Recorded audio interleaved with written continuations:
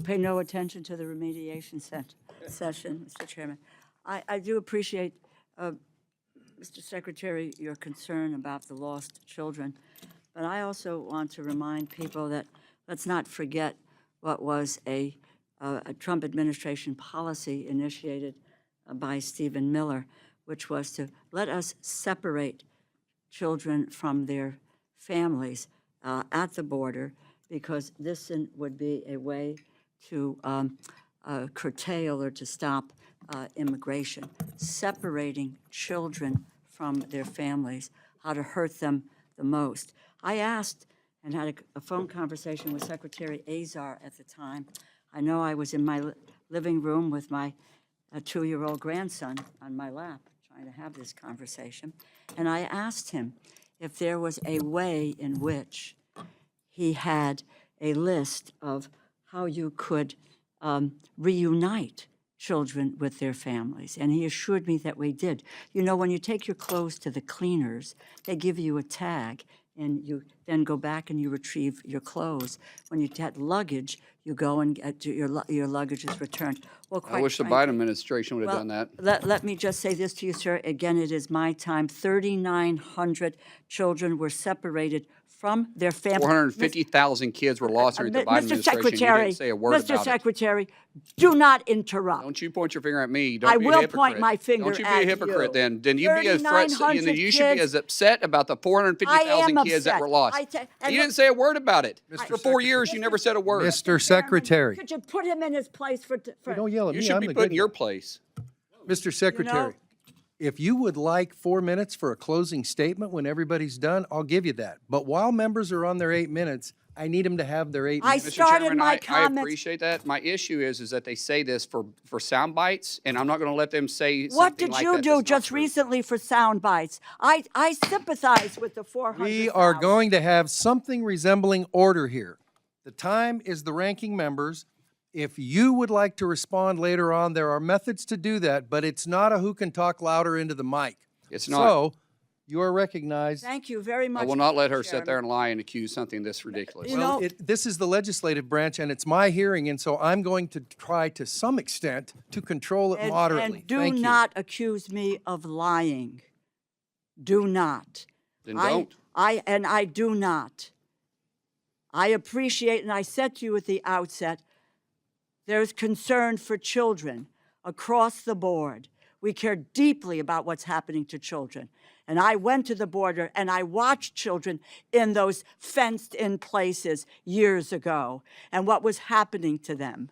So I have a long history, Mr. Secretary, in this area. 3,900 kids were separated. Secretary Azar told me he had a way to reunite them. Many of them were not reunited till today. And I don't want you to answer this now. Please get back to us and tell us what you are doing with regard to the settlement in terms of this issue, which is out there, which your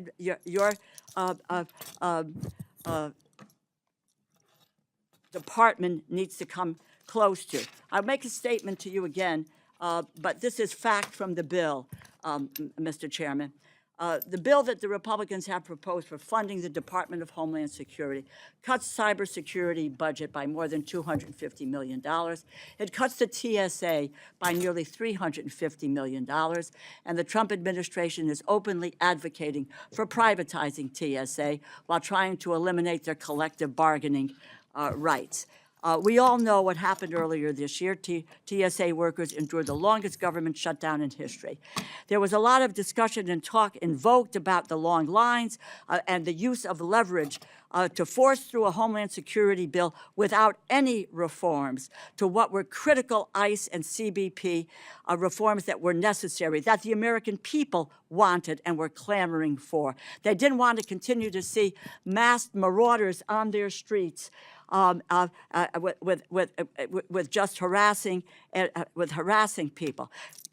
Congress eventually passed my legislation that paid TSA workers, funded FEMA, CISA, Secret Service, and the Coast Guard. And today, and it took you 79 days on the Republican side to make that decision to pay these people instead of just talking about paying this. The administration continues to attempt to walk away from the collective bargaining agreement with TSA workers, something that the federal courts have now twice said is illegal. Indeed, your testimony frames the attempt to force over 200 smaller airports in this country into a new security structure as a setting. And quote, the TSA, this is in the testimony, the TSA is on the path to privatization. My question on this issue is, given all that the transportation security offers did for us during a Republican shutdown, how can it be that the department's position is that TSA workers should not be granted the same basic labor protections as federal enforcement officers? How can it be that your priority is to have them work for the lowest bidder, where the wages and the benefits of these workers will unquestionably be lower? Well, actually, it was the Democrats that voted every time to shut them down. Republicans voted every time to open them up. Pass, So just give me we the didn't answer shut them to my down. You question. shut them down. Answer my question. did.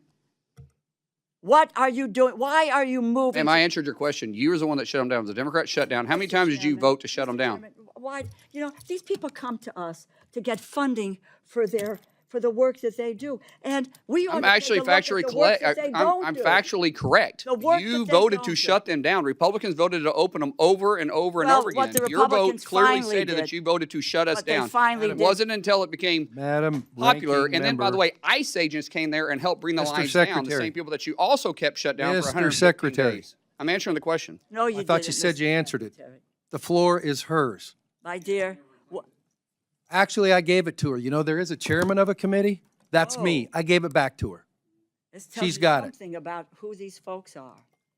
And have everybody another on question, this Madam panel. Ranking Well, Member? yeah, no, I do, but I didn't get an answer to a question. So the How record can will it so be- reflect. Thank you. Please ask your next Okay, question. and I will. This has to do with FEMA. Simple question. And I want to start where I left off with Secretary Noem last year. FEMA. Simple yes or no. Do you support eliminating FEMA? Do you support eliminating FEMA? There's portions of FEMA that Do need you to be back to support state. eliminating There's no yes or FEMA? no question on that. There's Do you portions that need to go back to support the state. eliminating FEMA?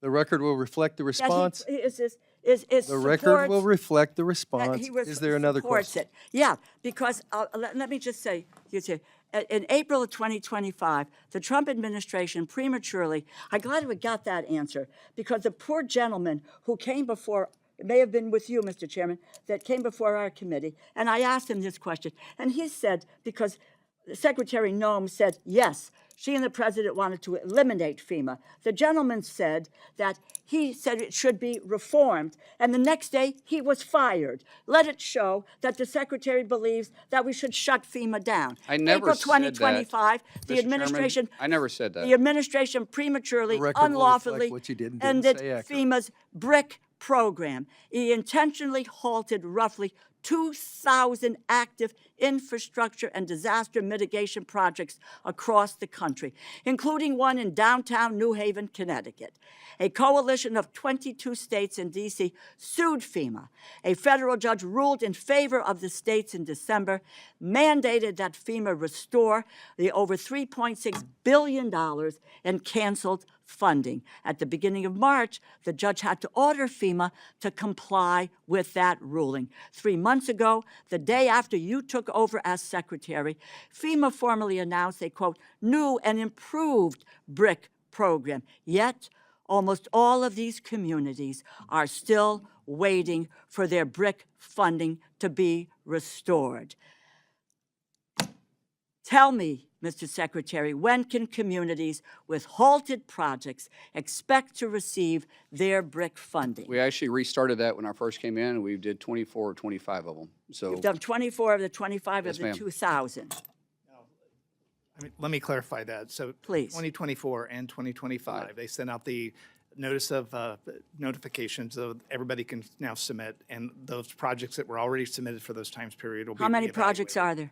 We can get you the details. on Please, that. there were 2,000 that we started with were, The Secretary also provided direction for 2026 to get the NOFOs out on that, and that'll come out sometime in September. The Secretary has done more to get that. I do not need your, you do not need to. I just want to make sure you're clear. Well, please. Okay. Spare us, you know? Just give me the facts. Just give did. me the numbers. Let me just conclude, Mr.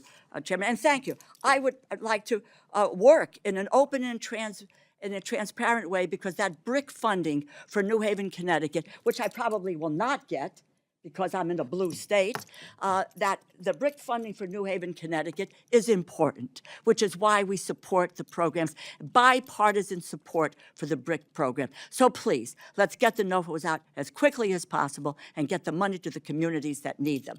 My final comment to you is, I'd just like to go back a second. We need to go back to the issue of deaths in custody. It doesn't do anyone good to deflect, talk about what's happening in the criminal system in Illinois or in Oklahoma. What we need, because 54 deaths are 54, in what is civil detention, we need a plan to address the fact that 54 people in your department they were in civil detention, it's not criminal detention, are dead. They should not be. We need to hear from you. I don't need an answer now. There is no time. I've taken an enormous amount of time. Get us a policy, a plan, in a timely fashion that says, how are we going to deal with these issues? I yield back, and I thank you, Mr. Thank you to the ranking member, the gentleman.